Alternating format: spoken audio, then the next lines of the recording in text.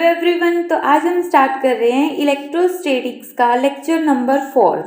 तो आज के एमसीक्यूज के अंदर जो हम स्टडी करेंगे वो होंगे एसरेशन एंड रीजनिंग क्वेश्चंस। तो सबसे फर्स्ट क्वेश्चन है, the gravitational force is the dominating force in the universe. जो ग्रेविटेशनल फोर्स होता है वो पूरे यूनिवर्स के अंदर सबसे ज़्यादा डोमिनेटिंग फोर्स होता है। और इसका रीज़न इन्होंने क्या दिया है, the coulomb force is weaker then gravitational force. अब यहाँ पर जो एसरेशन है वो तो बिल्कुल सही है कि जो ग्रेविटेशनल फोर्स होता है वो डोमिनेटिंग फोर्स होता है, बट ये एक वीक फोर्स होता है। डोमिनेटिंग भी है और वीक भी है। रीजन क्या दिया है इन्होंने, the coulomb force is weaker then gravitational force. जो कूलम फोर्स होता है क्या वो वीकर होता है? नहीं, कूलम फोर्स स्ट्रोंगर होता है ग्रेविटेशनल फोर्स के कंपैरिजन में। और इसका एक एग्जांपल होता है कॉम्ब वाला।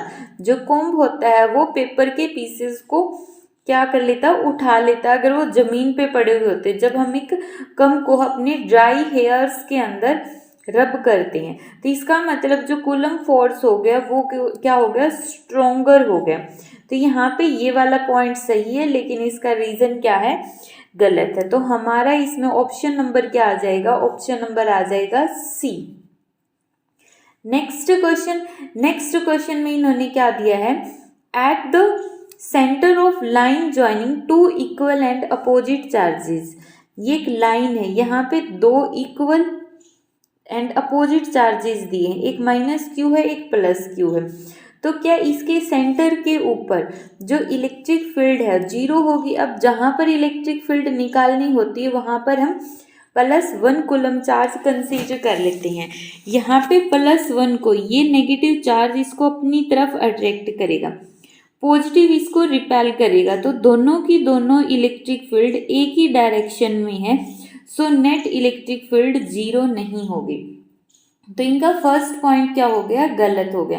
जहां पे इन्होंने दिया eight the centre of line joining two equal and opposite charges electric field is zero, तो ए पॉइंट तो हो गया गलत। रीजन क्या दिया इन्होंने, eight the centre of line joining two equal and similar charges. Equal and similar charges मतलब दोनों जगह प्लस क्यू हो सकता है। तो यहाँ पे सेंटर के ऊपर जो इलेक्ट्रिक फील्ड है इन्होंने दे दिया जीरो नहीं होगी। यहाँ पर इन्होंने बोल दिया इलेक्ट्रिक फील्ड जीरो नहीं होगी। यहाँ पर +1 कूलम पुट करो, ये प्लस क्यू इसको रिपेल करेगा उस तरफ तो E1, ये प्लस क्यू इसको रिपेल करेगा इस तरफ तो यहाँ पे E2।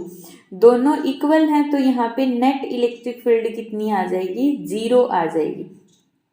तो इसका मतलब यहाँ पे रीजन भी गलत दिया है, दोनों के दोनों पॉइंट गलत है।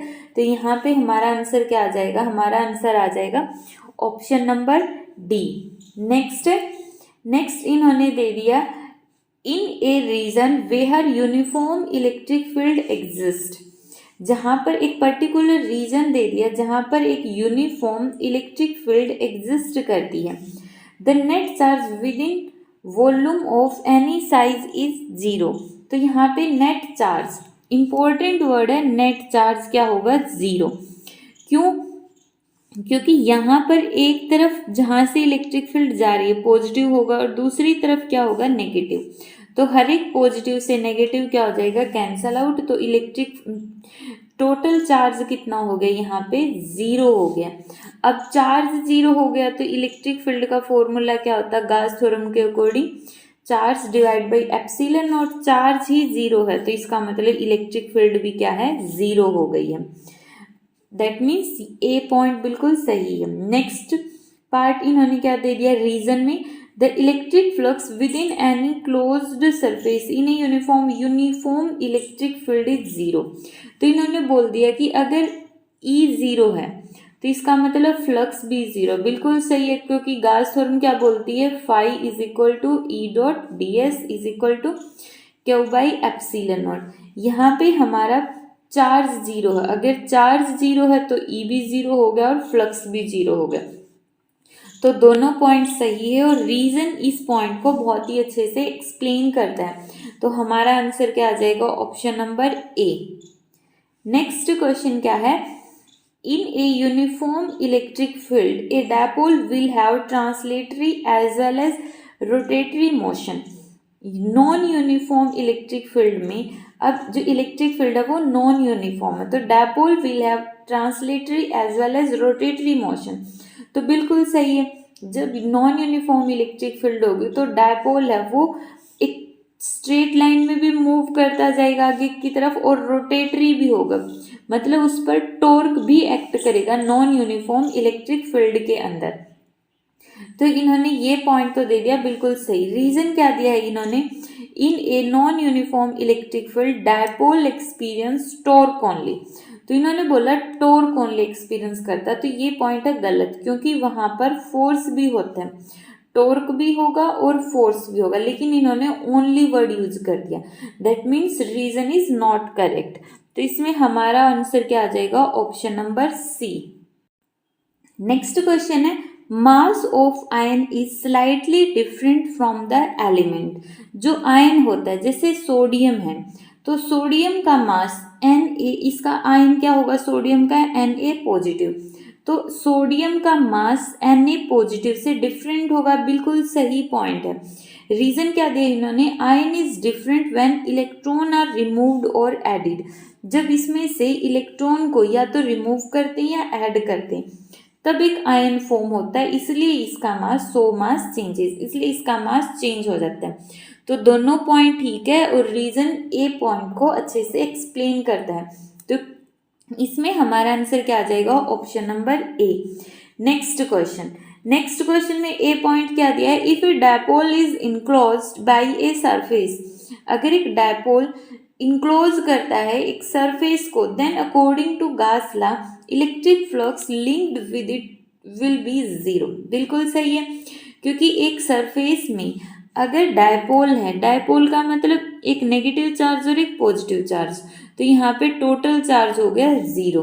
अगर टोटल चार्ज जीरो है तो जो इलेक्ट्रिक फ्लक्स होता है phi is equal to E dot at S is equal to q by epsilon naught. Charge zero है तो फ्लक्स भी कितना हो गया, फ्लक्स भी हो गया जीरो। तो ए पॉइंट भी ठीक है और the charge enclosed by a surface is zero, R point भी सही है, तो इसमें हमारा आंसर आ जाएगा option number A. Next A point इन्होंने क्या दिया है, in a region where uniform electric field exist the net charge, ये पहले क्वेश्चन आ चुका है। Next question, with the help of Gauss theorem we can find electric field at any point, किसी भी पॉइंट के ऊपर हम इलेक्ट्रिक फील्ड फाइंड आउट कर सकते हैं, बिल्कुल सही। Gauss theorem can be applied for any type of charge distribution, बिल्कुल गलत है।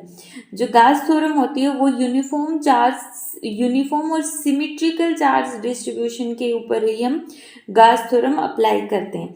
सबसे पहले हमें देखना पड़ता है कि वहाँ पे जो चार्ज है वो सिमेट्रिकली डिस्ट्रीब्यूट होना चाहिए, उसके बाद हमें गासियन सरफेस चूज करते हैं और वहां पर इलेक्ट्रिक फील्ड फाइंड आउट करते, तो आर पॉइंट क्या है, गलत है, तो इसमें हमारा आंसर क्या हो जाएगा, option number C. Next point, इस क्वेश्चन के अंदर इन्होंने दिया half of the ring is uniform positively charge, half of the ring पर तो ये पॉजिटिव चार्ज दिया है, एंड अदर हाफ, दूसरे हाफ पर इन्होंने दे दिया negative charge, then electric field is zero at the centre, तो क्या इसके सेंटर पर यहाँ इलेक्ट्रिक फील्ड जीरो होगी, नहीं, क्यों, क्योंकि इलेक्ट्रिक फील्ड की डायरेक्शन क्या होती है, पॉजिटिव टू नेगेटिव, तो पॉजिटिव से नीचे की तरफ आएगी, तो इसका मतलब सेंटर पर इलेक्ट्रिक फील्ड जीरो नहीं होगी और हमारा ए पॉइंट है गलत। नेक्स्ट है reason, at the centre of uniformly charge ring electric field is zero. अब रीजन के अंदर क्या है कि किसी at the centre of uniformly charge ring, अगर एक रिंग पर यूनिफॉर्म चार्ज है, एक जैसा चार्ज है, तो उस केस में इसके सेंटर पर चार्ज कितना होगा, जीरो होगा, ये पॉइंट इसका बिल्कुल सही है, तो इसमें ए ऑप्शन है वो गलत है और आर है ये सही है। तो ये थे हमारे फर्स्ट यूनिट के कंप्लीट एमसीक्यू जो एग्जाम्स के लिए बहुत इम्पोर्टेंट है, और फर्स्ट यूनिट के एमसीक्यू की वीडियो MCQ की जो PDF है उसका लिंक डिस्क्रिप्शन में या फिर कमेंट सेक्शन में मिल जाएगा, तो आप वहाँ से इसको डाउनलोड कर सकते हैं and share this with your friends.